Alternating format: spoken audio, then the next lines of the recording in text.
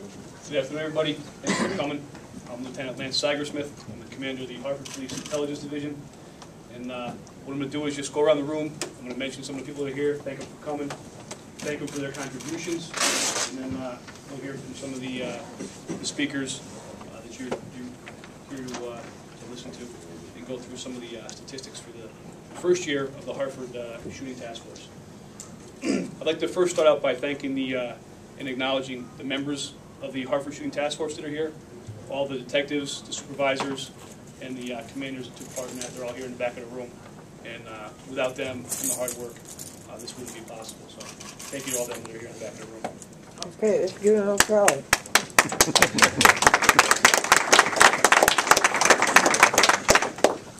And I'd like to start by acknowledging some of our partners that are here and those that contributed from the Chief State's Attorney's Office. I'd like to start with Deputy Chief State's Attorney Len Boyle, who's here, Supervisory Inspector Robert Hughes, who's also here, and there's several of the attorneys that are here as well. I can't acknowledge them all, but they're here participating extensively.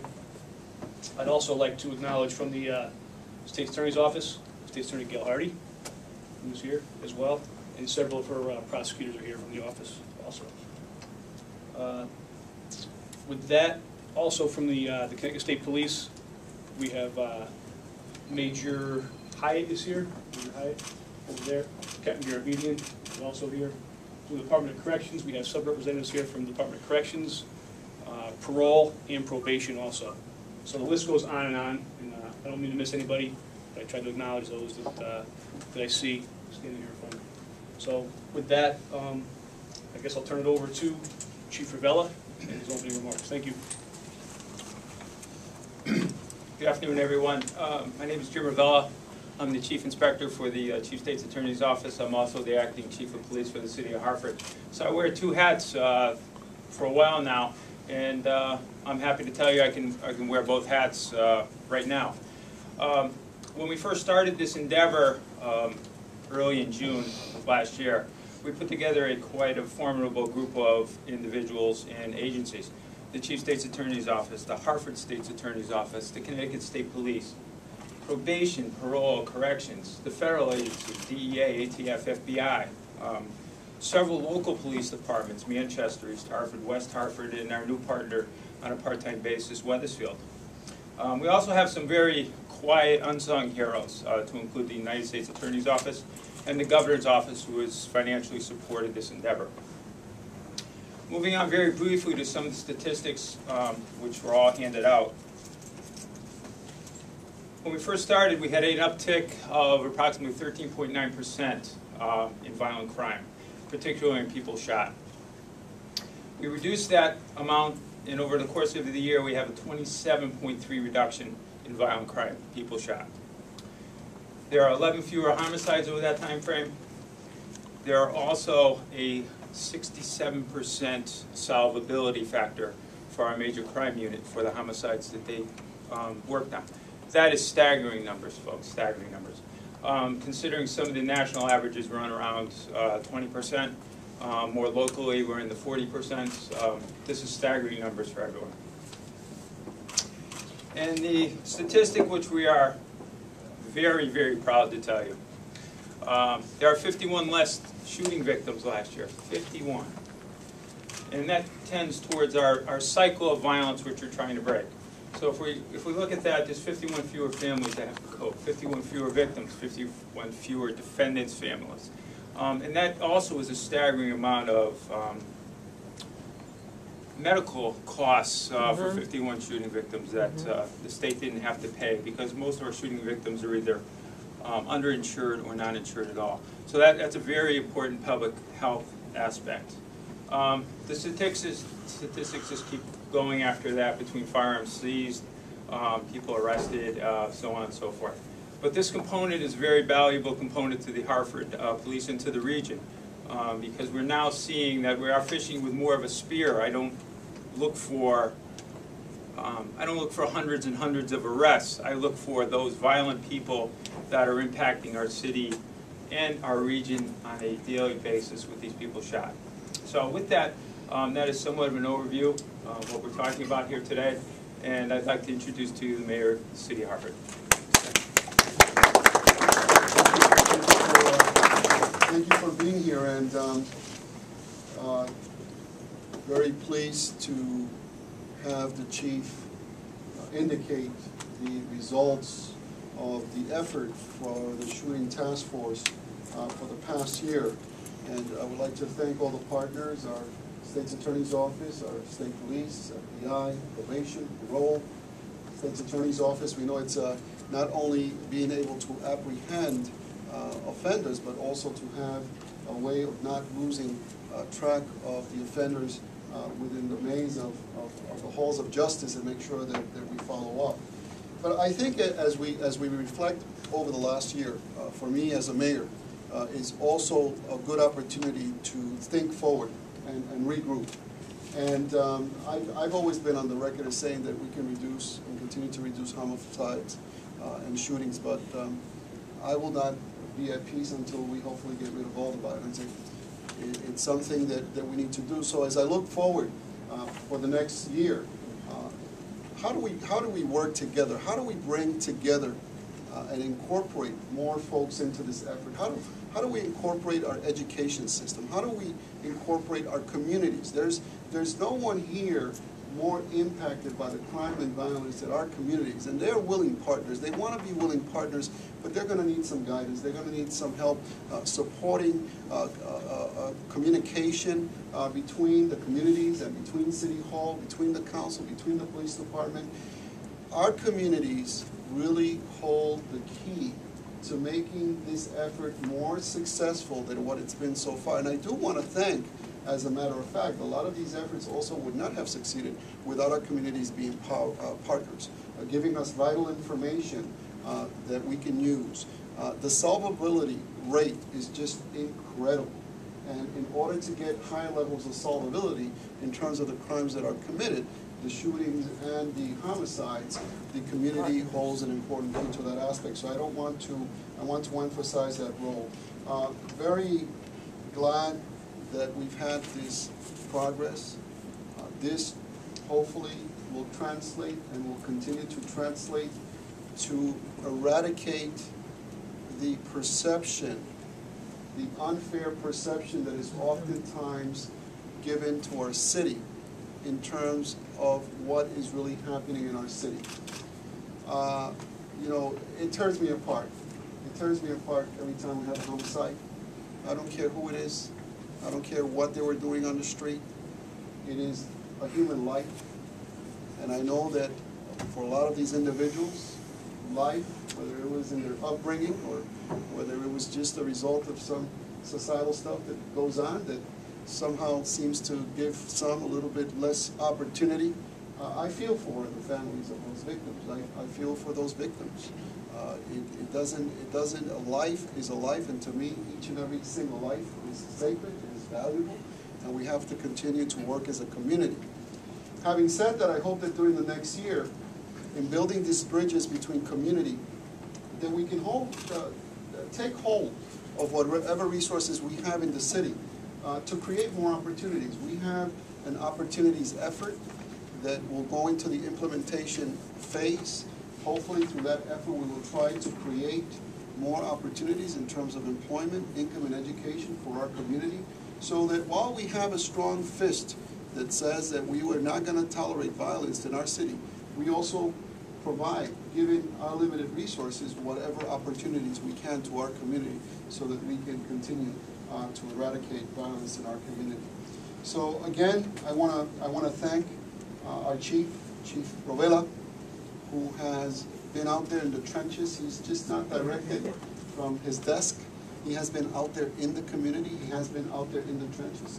We rode around a couple of times, and you know, when you ride around with these folks, then you really get to appreciate. And you really get to value the police work that gets done, and to value how these fine, young, and not so young sometimes, men and women of our police forces and our public safety agencies really do put their lives at risk in order to protect our community. So I want to thank each and every one of them. I want to thank the governor and our state's attorney, Gil Hardy. It's a little bit over a year ago. I believe it was around May. Probably, actually a little bit earlier, I think it was April, that we started to meet and strategize, because we had a short window of about less than 60 days to really get all the resources together and strategize. So I want to thank you for your dedication and your effort. And while the news is good, it's very good, it shows that very purposeful and directed action towards a problem can really get results. I am really looking forward to continuing to work to continue to make improvements and continue to do the most important thing that I have to do as mayor, which is keeping our community safe. So thank you all so very much.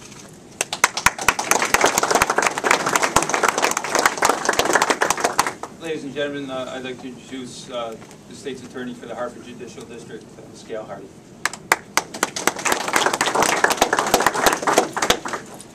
Good afternoon. As Mayor Segarra mentioned, we began meeting about 16 months ago. What we were dealing with in Hartford at that time was an increase in the number of shootings, an increase in the number of homicides, and we realized that we needed to do something to address the uptick in violence.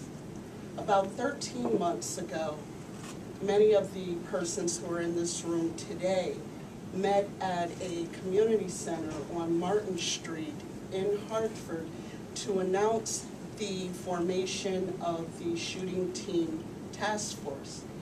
It would be joined with members of the Manchester Police Department, East Hartford, West Hartford Police Departments, as well as our state and federal partners.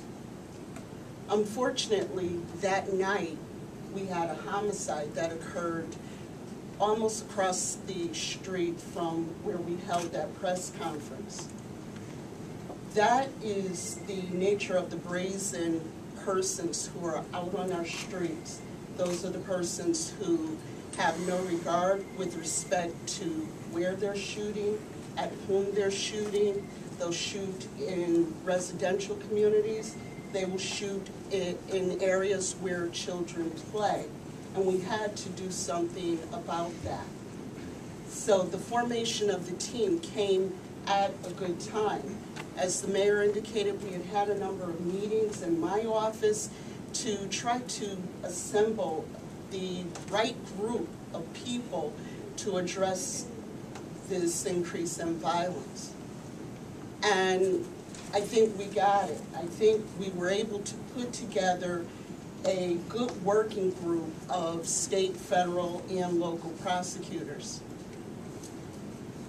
Basically, what happened as a result of the shooting that occurred on July 1st, 2011, was one of our prosecutors, David Zagaya, was assigned to prosecute that case, the case of the person who was arrested that night.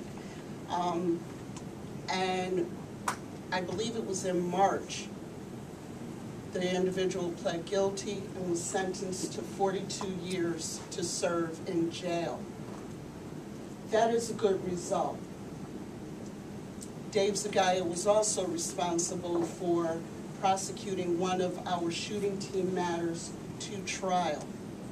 Again, that person was sentenced to 40 or 42 years to serve, but we've had a number of cases that have been disposed of favorably, either through pleas or they're currently on our trial list. Those are the things that we are trying to do. Make sure that we have the cooperative efforts of our state, our federal and local police departments, as well as the cooperation of our prosecutors to handle these cases, to make sure that the people who live in Hartford and our neighboring communities are able to come into our city, are able to walk through their own communities and to be safe. That's what we're looking for through this shooting team task force. But again, it wouldn't be possible with just that small group of shooting team members alone. We also have a fine group of Hartford police officers who work in patrol, who work in vice and narcotics, who work in major crimes, who are also out there making arrests for gun cases. And I commend their efforts as well, so that, again, we may have a cooperative effort in reducing the violent crime in Hartford and in our neighboring communities. Thank you.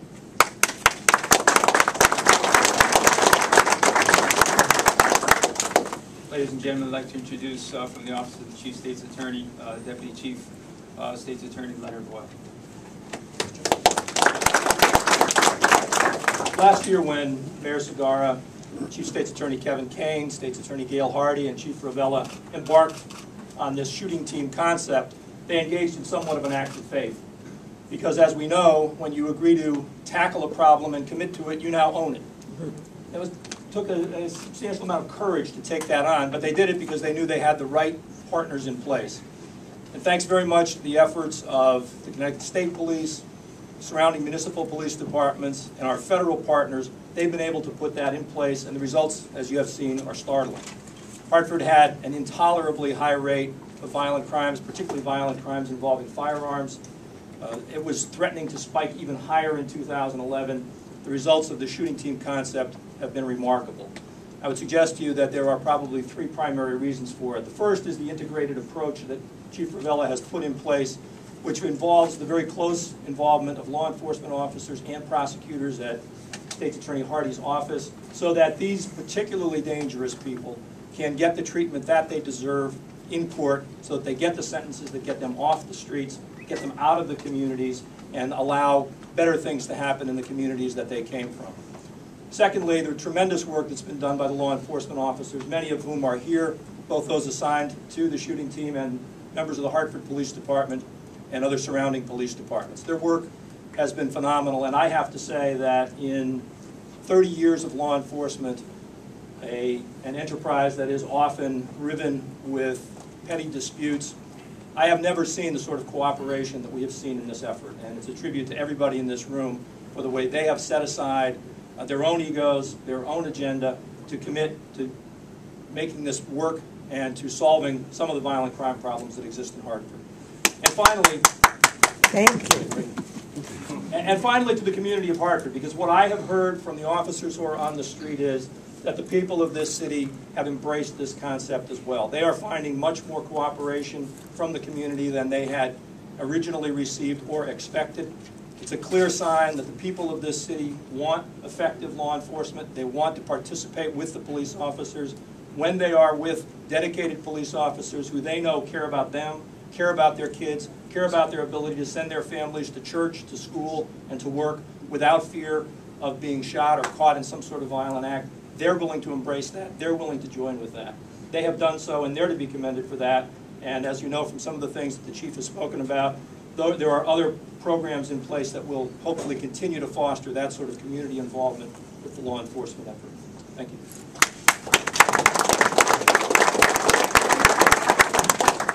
Ladies and gentlemen, at this time I'd like to open up to some questions. I'd also like to point out the Manchester Chief of Police, Chief Montague, is here and available for questions. Major Bush Hire from the Connecticut State Police, the command staff that's also in back, and there's commanders from all the units of the Hartford Police here to answer questions for you. Louisa Muller from Fox. Along with just apprehending these violent criminals and then prosecuting them to the full extent of the law, what sort of patterns did you notice about the people who are actually shooting and then their victims? I mean, was there a push towards the societal problems that are causing these guns to be on the street? Well, law enforcement, if you consider it, is just a little piece of the solution. The other parts are, you know, and we've begun working on it, are the lower, the faith-based kind of organizations that decide if these kids have moral compasses, which they do, and pointing them the right way. We're going to embark on some drug prevention measures, which revolve around keep your gun at home and don't bring it out to shoot people because you're going to get our full attention. So there's a lot of other components, including the social agencies, who are all lining up for help. One of the best things I heard on Saturday at the faith-based summit was some very simple things. How can we help, and how can we be part of the solution? Drugs seem to be a primary driver for gun violence. We estimate that 40 to 50% of our gun violence revolves around drugs. Mr. Boyle or Ms. Hardy, for either of you, one complaint that we have heard historically was you'd see an arrest on a gun crime in the city of Hartford, but then your offices wouldn't necessarily get the right kind of arrest, the right kind of report that could lead to the right kind of conviction that could put someone away for a decent amount of time and not be back on the streets pretty quickly. Do you now see a change in the kind of arrests that you're getting? Are these better arrests? And if I could ask you to, thank you. Yes, we do. One of the things that we've been able to do as a result of working as a team is that the police are able to come to our office, let us know what they're working on, and in that way our prosecutors are able to sit down with them and sort of give them some guidance and advice on what they need to do, how they need to prepare that report in order to make it something that will provide for a good prosecution. Could you give an example of like the difference, but for those of us who don't know, what does that mean practically? What we were seeing a few years ago when we had another shooting team was that police might make an arrest for, say, a quality of life crime, maybe a trespassing or a disorderly conduct, something that was relatively minor. And in the course of that, they might conduct a search and find drugs, or they might go up to an individual and start talking to them when technically that person might be in custody, even though the magic words "you're under arrest" might not have been uttered. And what we were finding is that sometimes the searches were bad, which would make the arrest a bad one, and we would lose the stronger case, the drugs, we would lose the felony arrest, and maybe we would only be able to prosecute that person on the trespass or, disorderly conduct, which really does nothing. A lot of times those cases would go to our community court because they are quality of life crimes. A lot of times a number of the persons who were being arrested had been arrested for the first time for a drug case. And we have a number of programs that are put in place to address the first-time offender.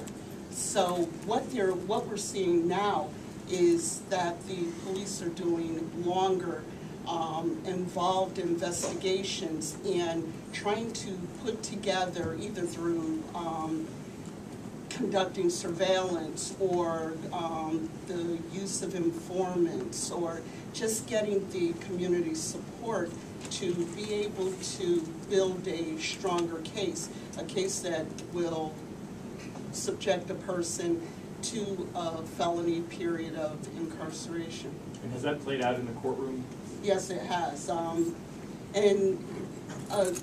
Based on the statistics that we've seen from the shooting team task force, and their statistics might be different than ours, but based upon what we've seen, people are getting longer sentences. They're going to our Part A court. When I came to Hartford years ago, a lot of our drug cases weren't going to our Part A court, where the more serious cases are heard. And that took some buy-in from the judges at our courts as well. Where these are people who are not only involved in drug trade, but they're also involved in the violence. And we need to be able to put something together where those people who shouldn't be in our community are removed from our community. So we've been able to do that, and our statistics bear that out. As far as this operation goes, and I don't know if this is for, I'm not sure who wants to answer it, but I mean, the numbers speak for themselves, but I mean, how much did this cost the city and the state, and how sustainable is it going forward, and really, what is the benchmark for success going forward? Because again, the numbers do speak for themselves so far. Well, I guess that's in my ballpark. It's an expensive program, and I've talked about how expensive it is, either with manpower and equipment and cost as we follow these cases from cradle to grave. So it is a costly endeavor on our part. I don't have the exact numbers for you, sir, but it is costly. And I mean, how do you think you can sustain it going forward? I mean, do you have commitments from the city and the state and all these other agencies to keep funding this for a while? Right now, we're into the fall for our commitments, and I'd like to renew that as we continue down that path, but right now it's too early to tell. And what is the benchmark going forward? Because any statistician will tell you, to keep reducing the numbers by these huge chunks is pretty difficult. I've given them the bench numbers for what I've just talked about. Those are our baseline as far as next year goes. I hope to improve on those numbers like any chief would or any police department would, but those are our baseline.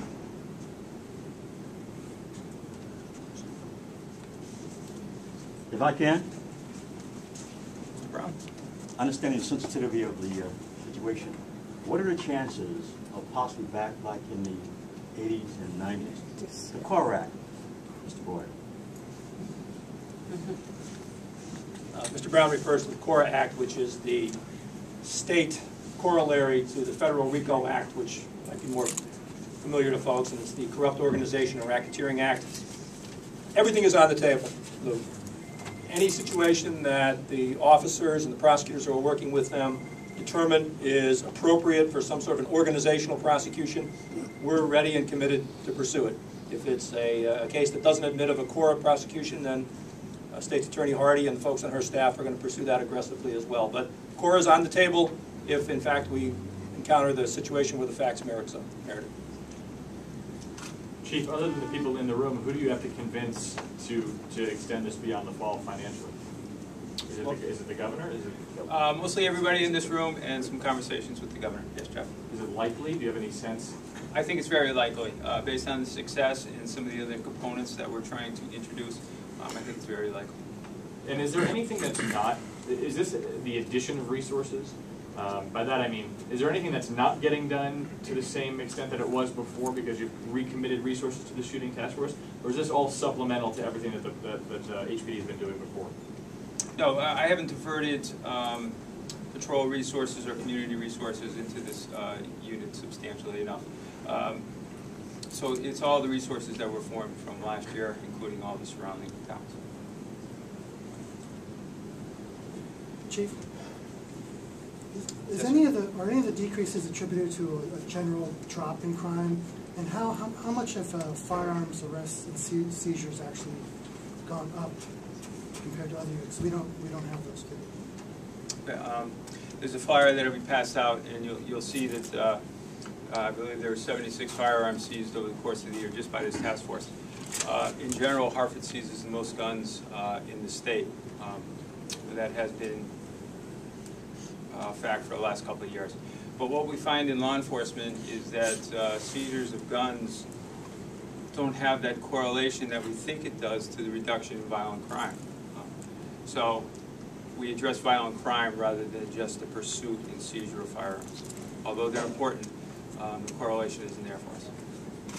And is any of the decreases attributed, how much of the decreases are attributed to any kind of drop in crime? Or crime has been dropping nationwide.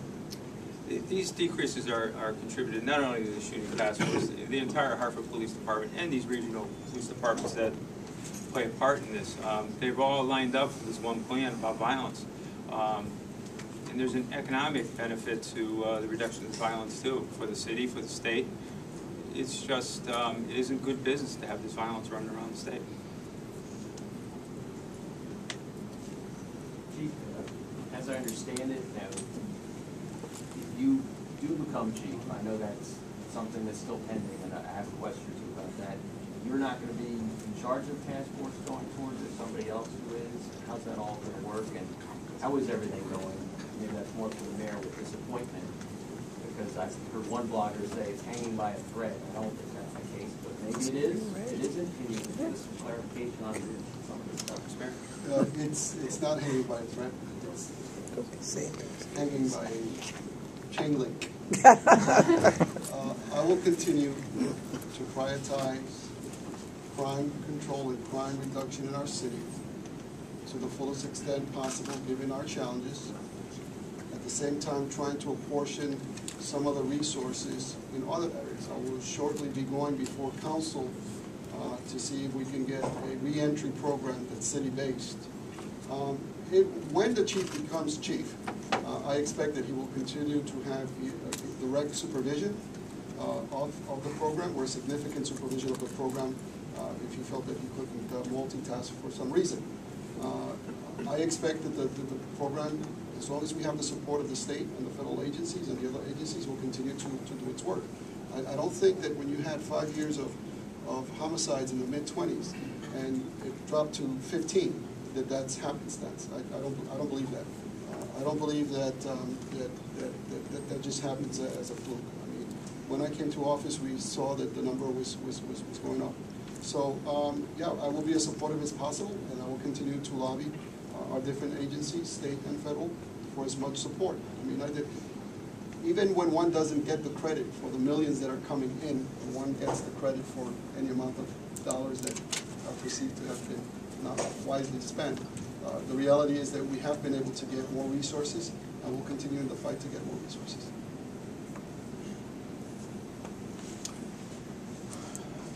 Len, I know you have other questions. I think we should just put those off for now, for an offline. At this time, I'd like to conclude the press conference. Everybody who has additional questions, feel free to mingle around. The commanders are here from the various units also, and they're of a lot of knowledge. Supervisory Inspector Hughes is also here, so they can really explain the nuts and bolts of the program as you go. So thank you very much for coming. It was a pleasure.